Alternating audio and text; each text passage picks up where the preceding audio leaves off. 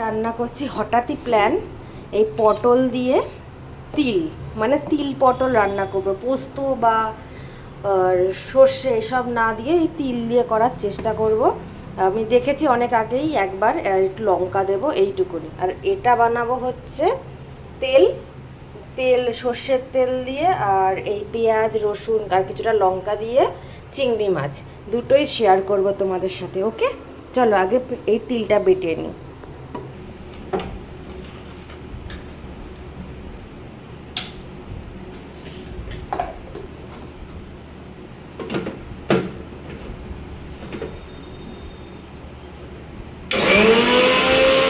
তেল পটল বানানোর জন্য আপাতত আমি দেবো সর্ষের তেল।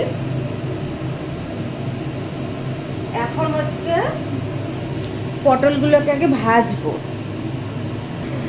তেল গরম হয়ে গিয়েছে, এবার দেবো হচ্ছে পটলগুলো এবার সবকটাই দিয়ে দেবো, ভেজে নেব। চলো ভাজার পরে তোমাদেরকে দেখাই। চলো, পটল ভাজা হয়ে গিয়েছে, তুলে রাখি। এবার পটল ভাজাটা কমপ্লিট, এরকমভাবে ভেজেছি ঠিক। এবার এই তেলের মধ্যেই দেব হচ্ছে একটা তেজপাতা, একটা অল্প করে শুকনো লঙ্কা, মানে ছোটোখাটো থেকে শুকনো লঙ্কা দিলেই হবে।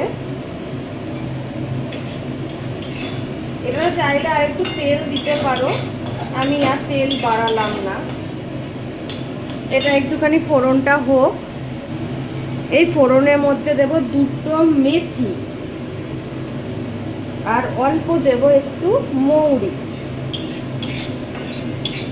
যাতে একটু সুন্দর গন্ধ আসে। আমার মন মানলো না, আমি একটুখানি সাদা তেল দিয়ে দিলাম, বেশি দিইনি। আচ্ছা, এবার এইটার মধ্যে দেব হচ্ছে এই যে এই মিশ্রণটা যে তৈরি করে রেখেছি কাঁচা লঙ্কা দিয়ে,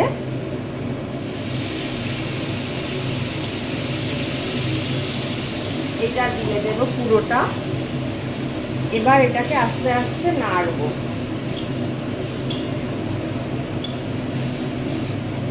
এটা হতে আর বেশিক্ষণ লাগবে না, এটা এমনিও গা মাখা হবে।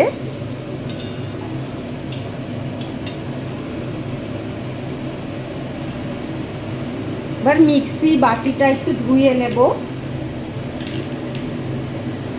মিক্সির বাটিটা ধুয়ে যেটুকুনি জল হয়েছে এটুকুনি দিয়ে দিলাম।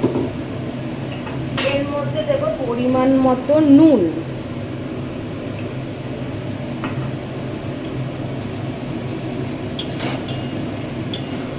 এবার দিয়ে দেব ওই পটলটা। আমাদের পটল ধরতে গেলে রেডি। একটুখানি ফুটুক, সামান্য ফুটলে একটু মিষ্টি দেব, দিয়ে নামিয়ে দেব।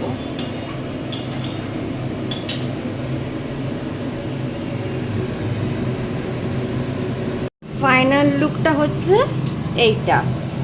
কেমন হয়েছে বলো কিন্তু। হ্যাঁ, এরকম করে করেছি যে তেল তেল হবে।